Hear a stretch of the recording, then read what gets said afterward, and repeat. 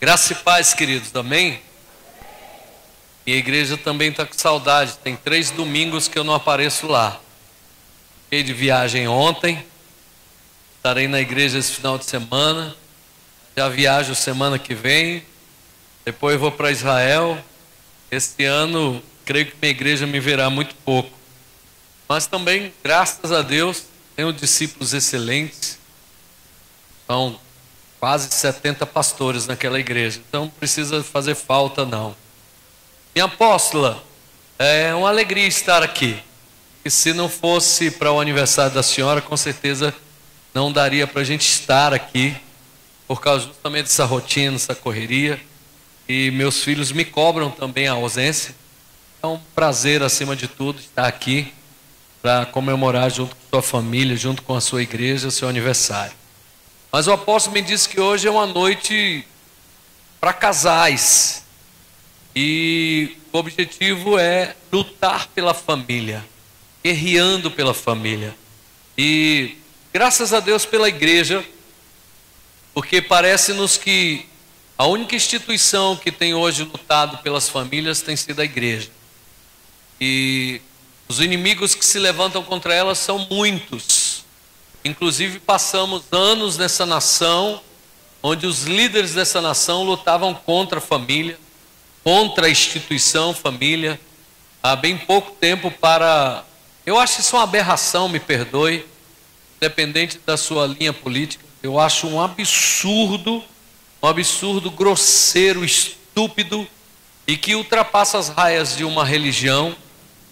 Havia um deputado e uma ex-candidata a vice-presidente da nossa nação estavam apresentando um projeto de lei cujo objetivo era liberar o casamento entre pais e filhos e entre irmãos consanguíneos.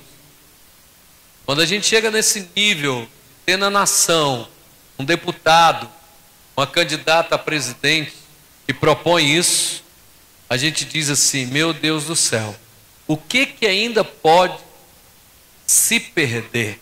Quem aqui tem filhos? Levante a mão. Para incrível que pareça, estava tramitando um projeto onde diziam: pai, você pode casar com sua filha, você pode ter relação sexual com ela, inclusive.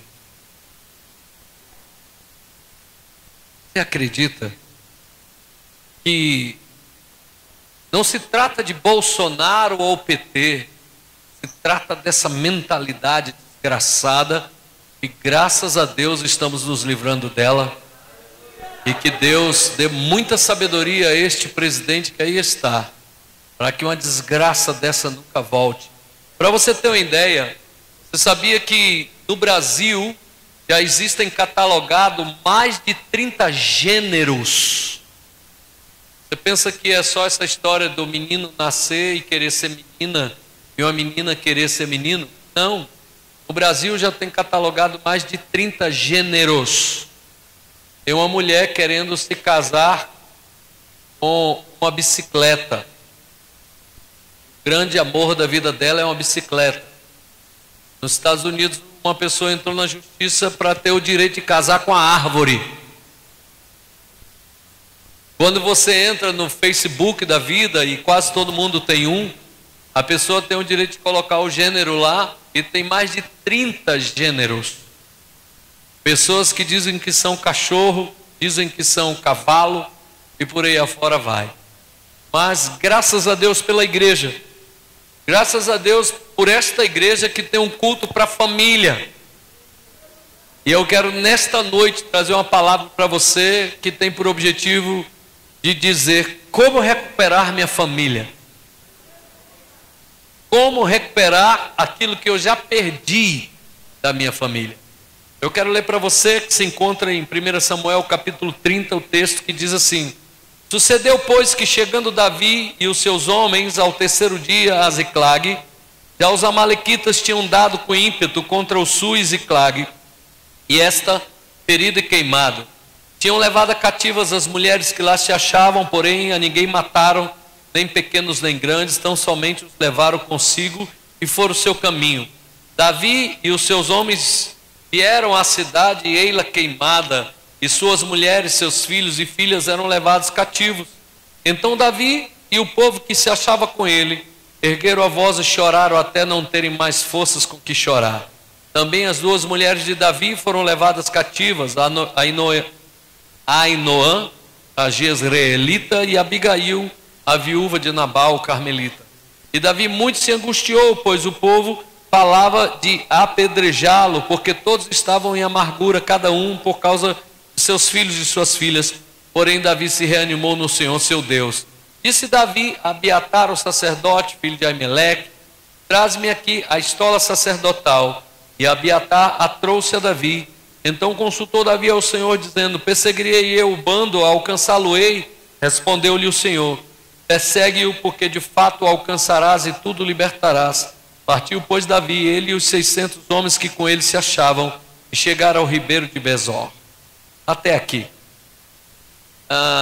Aqui é uma história que narra do rei Davi, quando ele estava começando a estabelecer o seu reinado.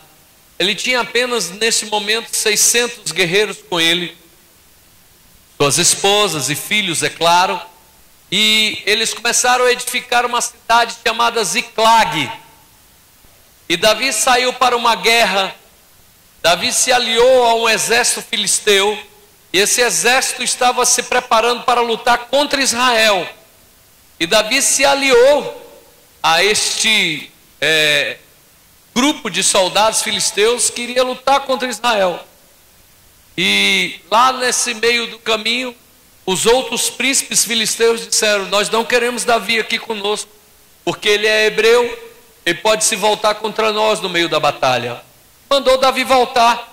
E Davi voltou com 600 homens, e quando chegou à sua casa, não tinha casa, não tinha filho, não tinha nada. Os amalequitas tinham invadido a cidade, tinham sequestrado as esposas, tinham sequestrado os filhos, tinham feito tudo. E aí Davi então chega, não encontra nada, a cidade em ruínas, tudo pegando fogo, não encontrou ninguém. Davi perdeu então toda a sua família, e os seus soldados falaram até em apedrejá-lo. Davi então, por causa de um momento, ele perdeu toda a família dele. Eu quero nessa noite te dizer: como é que nós perdemos nossa família? Como é que podemos fazer para resgatá-la? Primeira coisa é que Davi se meteu numa guerra que não é dele. A guerra que estava acontecendo não era guerra para Davi se meter. E tem muita família aqui se perdendo, porque muitos homens, muitas mulheres, me refiro ao marido e à esposa, se metem em brigas que não são suas. Tem muito marido trazendo para dentro de casa seu irmão, sua irmã, primos, primas, ou se envolvendo em dívidas de parentes que não tem nada a ver com sua família. Eu conheço muitos casais que estão hoje quebrados financeiramente, destruídos, porque o marido se meteu numa intriga que não é sua, num problema que não é seu. Conheço muitas famílias que estão se estragando, destruindo, porque a esposa trouxe a mãe para morar dentro de casa, trouxe o irmão para morar dentro de casa, e aquela família está se destruindo, porque estão se metendo em briga que não são sua. Eu conheço casais que estão num problema financeiro terrível, porque estão pagando dívida do cunhado, dívida da cunhada, dívida do sogro, da sogra. Há uns dias atrás atendi um casal no gabinete, e o rapaz estava enfurecido, e ele trabalha no tribunal e ela trabalha como professora. Eu disse: vocês ganham bem e não têm filhos ainda, por que esse problema financeiro todo? Ele disse: apóstolo, estou cansado de pagar as contas da minha sogra. E os dois estavam enfurecidos um com o outro. Talvez você esteja perdendo seu casamento, talvez você esteja perdendo seu marido, talvez você esteja perdendo sua esposa, porque você está se metendo num negócio que não é seu. Você está trazendo para dentro de casa um problema que não é seu. Há uns dias atrás, eu tive que dar uma dura numa senhora, porque o irmão dela se meteu numa briga de gangue e ela ligou para o marido para ir lá socorrer porque estavam batendo no irmão dela. E eu disse para ela: você é louca? Seu marido então vai se meter numa briga de gangue para defender teu irmão? E aí você fica viúva tentando livrar seu irmão? Mas ele é meu irmão, apóstolo. Falei: mas ele é seu marido? Quem que você prefere? Desculpe, eu vou ser grosseiro com você agora. Meu sangue, apóstolo. Falei: a muriçoca que pousa no meu corpo e me pica leva meu sangue. Família não é sangue, família é aliança. Porque conheço muitas pessoas de sangue que se odeiam. Eu, quando me casei, querido, há 29 anos atrás, fiz em julho, eu estava dizendo para minha família e minha esposa dizendo para a família dela: a partir de hoje, minha esposa, minha família. Eu tenho uma mãe de 85 anos de idade. É lógico que eu gosto da minha mãe, amo minha mãe, cuido do que puder, mas minha prioridade se chama Dulce, Mateus, Natan e Paula. Eu não posso pegar dinheiro da minha casa e pagar as contas dos meus irmãos. Minha responsabilidade hoje são meus irmãos, são meus filhos, minha esposa e meus filhos. Eu não posso pegar o dinheiro dos meus filhos e pagar a conta de cunhado. Muitos casamentos estão destruindo por isso. O casamento estava indo bem, aí traz o cunhado, traz a prima, traz o tio para morar dentro de casa. Não se meta num problema que não é seu. Davi se meteu e perdeu a família. Outra coisa, a Bíblia diz que Davi fez uma viagem de 3 dias a cavalo. E se acampou lá para se meter numa briga que não era dele. E eu quero falar de uma distância um pouquinho diferente. Porque eu tenho na minha igreja quem seja motorista interestadual e que às vezes ele faz uma viagem para a Bahia, dorme lá, volta, passa em média 4 dias fora de casa. É o trabalho dele. Ele não tem outro. Tenho pessoas que são plantonistas.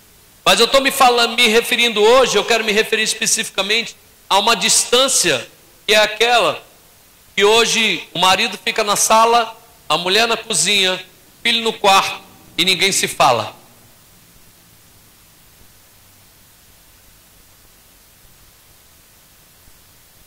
Estamos todos em casa, mas estamos distantes. Distância destrói casamento. Mulheres, sabia que a sua cabeleireira e a sua manicure sabe mais da tua vida do que o seu marido? Porque você se abre com ela. Maridos, sabia que o seu amigo do futebol e da pescaria conhece mais quem é você do que sua esposa? Porque hoje a nossa conversa é sobre coisas e não sobre um e outro. Como assim, apóstolo? Eu vou lhe falar. Cheguei de viagem ontem, estava pregando num congresso em Porto Velho. Antigamente era assim: oi amor, oi, tudo bem, tudo bom? Como é que estão os meninos? Tudo bem, tudo bom? Aqui em casa, tudo bem, tudo bom? Alguma coisa, alguma conta para pagar? Tudo? Não, tudo bem, tudo bom, tudo bom, tudo bem. Sua família, como é que está seu irmão? Como é que está sua irmã? Como é que está tal? Conversávamos sobre coisas e parece que estávamos conversando. Isso não é diálogo de casal.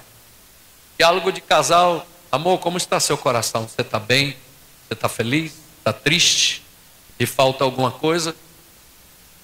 Diálogo de casal é conversar sobre eles e não sobre os outros, sobre eles. Então muitos casais não se conhecem, são distantes. E não é uma distância só da vida moderna, porque a maioria das pessoas que moram aqui em Valparaíso ou no Gama, onde moram, trabalham no plano piloto. Às vezes saem de casa às 6 da manhã e às vezes chegam em casa depois das 8. Tem um pouquinho ali de jantar, um pouquinho de televisão, daqui a pouco cama. Relacionamento de 2, 3, 4 horas distantes. Relacionamento frio. E às vezes quando saímos para a igreja, a gente já sai o tempo todo olhando para a hora, tem que voltar para casa, que eu tenho que dormir, porque eu tenho que acordar amanhã cedo. E vivemos distantes. E a distância destrói o casamento. Nós temos que ter presença, e presença de qualidade. Nós temos que ter presença de qualidade. Ah, apóstolo, eu passo a noite toda em casa. Beleza, mas você na frente da televisão e sua esposa na cozinha.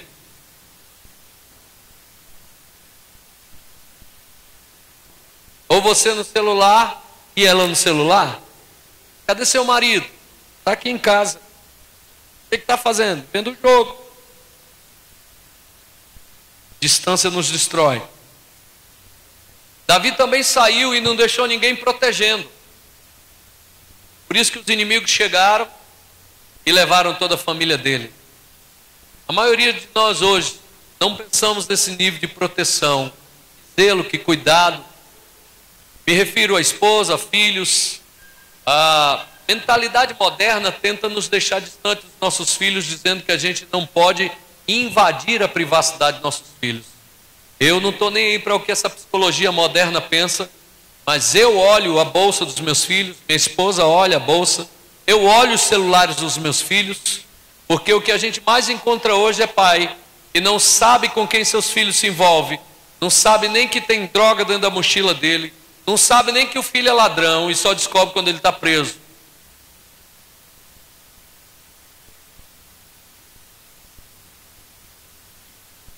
Há alguma proteção para a tua família? Eu todas as vezes que viajo só, eu faço questão de deixar tudo bem organizado. Quem cuide, quem vigia, quem... Não são só câmeras. Eu sei que o Senhor protege todas as coisas. Mas eu boto os policiais da igreja, eu ligo para os irmãos da igreja e digo, vigiem, protejam minha esposa, protejam meus filhos, cuidem por favor da minha casa. E pergunto aos vizinhos e procuro deixar a minha casa, a minha família de alguma forma com um suporte, caso necessite. Dinheiro, cartão, administração financeira, porque a gente precisa deixar suporte. A última coisa que causa aqui, esse texto é muito rico, a noite é uma noite de festa, mas eu não posso perder a oportunidade também de tentar de alguma forma abençoar seu casamento. E por isso que estou de fato pregando. Eu sei que a noite é da apóstola, e pelo seu aniversário vamos aproveitar e dar um presente para a igreja, né? Mas o pior de todos os problemas para destruir um casamento foi o que os soldados de Davi fizeram. Culparam ele pelos problemas que estavam experimentando. A maioria de nós culpa o outro.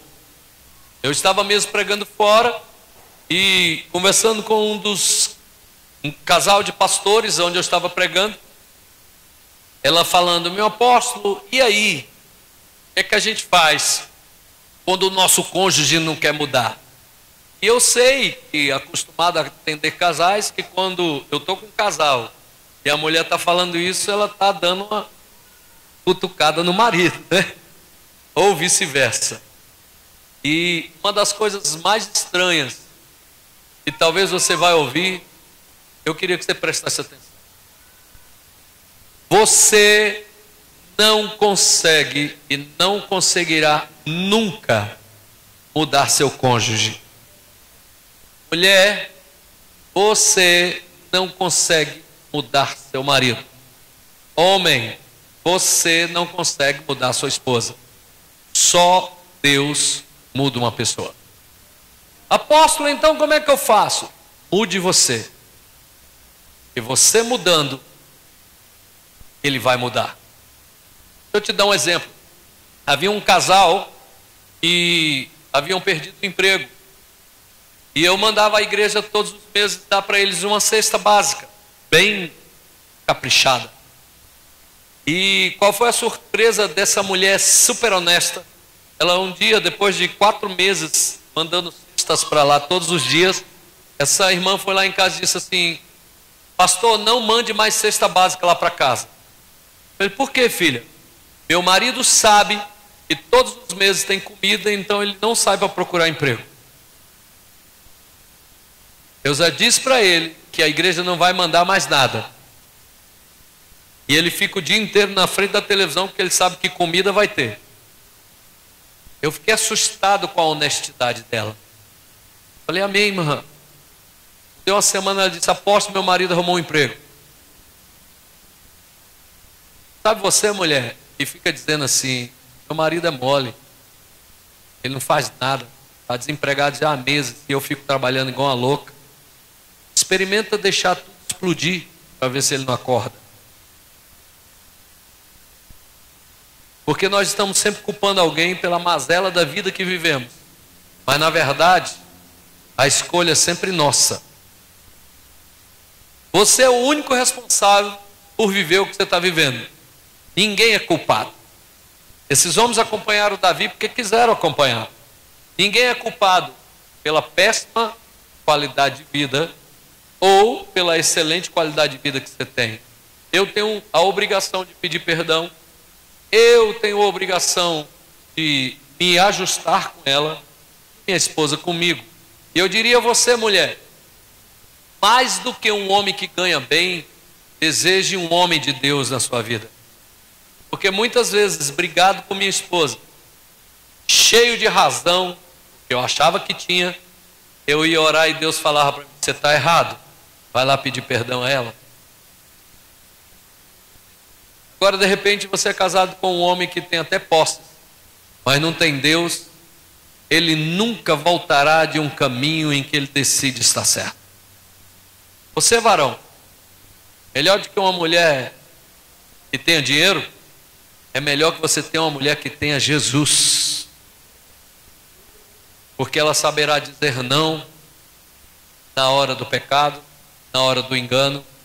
E se é uma mulher que tem Deus, quando ela estiver buscando o Senhor, Deus vai falar com ela.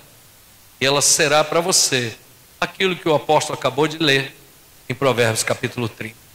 Tá, essas foram as atitudes que levaram Davi a perder sua família. E agora eu quero ir mais rápido ainda. Como resgatar sua família? Primeiro, anime-se. Mesmo que a situação não tenha mudado, anime-se. Tem bênção para todos os casamentos. As pessoas querem começar a se animar à medida que vêm as coisas mudando. Eu quero te dizer que é o contrário. As coisas mudam quando você se anima. Não espere as coisas mudarem para se animar. Você tem que se animar para as coisas mudarem. A Bíblia diz que Davi se animou no Senhor, mesmo ainda a esposa tendo sido sequestrada, os filhos sequestrados, nada mudou. O que mudou foi dentro dele. Então, quando dentro de você muda, fora de você tem que mudar. Quando você decide que vai dar certo, ainda que esteja tudo errado, as coisas começam a dar certo. Então, em nome de Jesus, anime-se. Tem bênção e tem milagres para a tua família. Anime-se porque tem salvação, tem cura. Deus tem uma bênção para a sua casa. Apóstolo, olha, eu posso não estar vendo nada, mas eu me animo. Sabe o que é isso, querido? Eu gosto dessa ilustração. Dizem que é verdade, mas eu sempre a li como ilustração. Diz que um pai estava em casa, limpando o porão da casa, um lugar muito escuro, e o filho chegou e disse, papai, o senhor está aí? E o pai, olhando para cima, vendo o filho num lugar bem iluminado, disse, estou, meu filho. E o menino, eu quero descer aí. E o pai dele disse assim, pula, papai te segura. E o menino olhava no buraco escuro e disse, mas papai, onde é que o senhor está? Eu não estou te vendo. Ele disse, pula, papai está bem embaixo de você, pode pular que eu te pego. E o menino, aonde? Eu não estou te vendo. E papai falava, vem meu filho, papai está te vendo. E aquela criança, na confiança do pai, se lançou no escuro, acreditando que os braços do pai iriam segurá-lo. Isso é fé. Isso é fé. Por mais fantasioso que seja, deixa eu te dizer outra coisa que é fé, onde você muda antes para a coisa acontecer. Imagine você, você guerreiro, que está aí de gravata, como é seu nome? Enival? Denival. Beleza. Digamos que você perdeu o emprego. Só uma hipótese, Deus o livre, amarrado, em nome de Jesus. Passou uma semana desempregado, um mês, seguro-desemprego estava aí ajudando, não ajuda muita coisa, né? Daqui a pouco, segundo mês, terceiro mês, acabou o seguro-desemprego e nada de emprego. Começa a ficar nervoso, começa a ficar preocupado, começa a ficar irado, briga com a esposa, briga com os meninos, desanimado, nervoso, e está para cortar a conta de energia, está para cortar a conta de água, e faltou a comida, e começa a ficar nervoso. Só que ele não está parado esse tempo todo, ele está batendo nas portas, entregando currículo, tentando, e todo dia saindo e nada, sai nada, até que uma plena sexta-feira, ele participa de uma seleção de emprego, e o homem que está contratando gosta dele, e diz assim: Demival, isso, Demival, você está contratado, você começa segunda-feira. Demival volta para casa sorrindo: amor, conseguiu um emprego, tudo vai mudar. Meu Deus do céu, amor, glória a Deus, aleluia. Agora nós vamos pagar nossas contas e tudo. Mesmo sabendo Demival, que ele só vai começar na segunda e que só vai receber salário ainda 30 dias depois, mas ele já está feliz, porque dentro dele chegou um registro: você está trabalhando. Ainda não foi carimbada a carteira, é plena sexta-feira, mas segunda-feira ele está trabalhando, ele hoje já está feliz, sábado ele já está feliz, domingo ele já está feliz, segunda ele já acorda cedo, e se não tiver dinheiro para trabalhar, ele dá um jeito e vai, porque graças a Deus, ele recebeu a notícia na sexta de que começaria a segunda. Então é isso que eu quero te dizer, mulher, é isso que eu quero te dizer, homem, anime-se hoje, porque Deus tem solução para o seu casamento, amém? Segunda coisa que eu quero te dizer para você resgatar seu casamento: Davi estava cercado dos soldados que estavam desanimados e culpando ele das perdas. Eu quero te dizer, afaste-se das pessoas erradas e aproxime-se das pessoas certas. Isso parece simples, mas não é. Às vezes, quando a gente está com um problema no casamento, a gente procura um amigo ou um conhecido que é divorciado ou que é solteiro. E qual você acha que é o conselho que o cara vai dar para mim?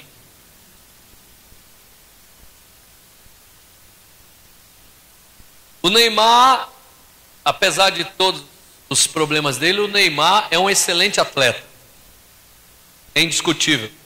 Se não fosse, seria tão bem pago como é. Os grandes clubes não lutariam por ele. Mas, se eu tivesse um problema conjugal, você acha que o Neymar seria um bom conselheiro para mim? Hã? Ronaldinho Gaúcho? Hã? O cara é um sucesso. Ele é um sucesso do futebol, não é um sucesso na família. Então deixa eu te dizer uma coisa: está enfrentando problemas familiares, procure quem tem sucesso familiar. Está com problema conjugal, procure quem é casado e quem vence no casamento. Quero dizer para você, não é assim, copie minha vida. Mas se você está passando luta num casamento, vou perguntar de novo: Demival, você é casado? Quantos anos de casado? 10 anos. Então o que é que Demival deveria pensar? Está passando uma luta no casamento, deixa eu procurar meus apóstolos, tem 29. Eles têm quase o triplo de casado do que eu. Então é bem possível que eles saibam me ensinar. Porque eles têm muito mais vida de casado que eu. E continuam casados, não estão separados. E se prometem todos os dias. E sonham envelhecer juntos. Sonham caminhar junto com os netos. Sonham que só a morte os separe. Ou o arrebatamento da igreja. Então, Demival, eles. Agora tu vai procurar o colega de trabalho que trai a esposa. O que é que tu acha que o cara vai falar? Tem mulher demais aí, rapaz. Saia de perto de quem não pode te ajudar. Sabe qual é o problema? Que muitas vezes você está duro? Porque você ganha pouco e ainda procura quem ganha menos do que você, ou alguém que está todo enrolado. E aí, a maioria das pessoas que ganham pouco, tem uma resistência aos que ganham muito. Procure quem ganha muito para te ensinar como ganhar também. Tem gente que diz, eu vou procurar o apóstolo Paulo porque ele é rico. Mas, meu irmão, vem aprender comigo a ser rico. Simples assim. Não querem. Esses dias um guerreiro me perguntou como fazer uma certa aplicação, eu expliquei para ele, foi pega isso, coloca em tal coisa e tudo e tal, beleza, papapá. Aí eu soube que 2 meses depois, 1 mês e meio depois, ele procurou um outro cara e tirou da aplicação que eu tinha falado para ele. Ele falou, apóstolo, o cara me falou que não sei o que, papapá. Eu falei, ok, tudo bem. Deve ter perdido já, por causa dessa besteira que ele fez, 40 mil reais só. Tá bom, né? Beleza. Paciência. Procure a pessoa certa. Está com problema financeiro? Procure quem não tem problema financeiro para te ajudar. Está com problema no casamento? Procure quem acredita no casamento para te ajudar. Saia de perto dos que são contra. Saia de perto. Saia de perto. Vamos lá. Terceira coisa. Ouça Deus. Deixa eu dizer uma coisa para ti, querido. Estou acabando, tá, apóstolo? O cheirinho da comida ali tá bom. Aleluia. O divórcio é uma realidade, sim ou não? Amém? Alô? Está todo mundo vivo aí? O divórcio é ou não é uma realidade? Sim? Eu caminho com o divórcio como uma porta que fica atrás de mim. Eu não olho para o divórcio como uma possibilidade. Então o que eu faço? Eu olho para minha esposa. Temos 29 anos de casado, 3 de namoro e noivado, 32 anos. Eu vou fazer 51 esse mês. Mais da metade da minha vida estamos juntos. Como eu não quero me divorciar e vamos cuidar dos nossos netos e bisnetos, então eu tenho que dar um jeito de dar certo com ela. Ok? A Bíblia diz que Deus odeia o divórcio. Então, eu já estou trabalhando o seguinte: o divórcio não existe para mim. Então, querido, deixa eu dizer uma coisa para ti. Ouça Deus. Ouça o que Deus está dizendo. A Bíblia diz que Deus odeia o divórcio. A Bíblia diz que as nossas orações são interrompidas quando a gente está brigado. Então se conserta, mano. Pede perdão para que a tua oração volte a ser atendida. A Bíblia diz para nós fazermos as coisas comum do lar. Deixa eu dizer uma coisa que talvez vai te assustar. Eu não ajudo em casa. Mulheres, eu não ajudo em casa.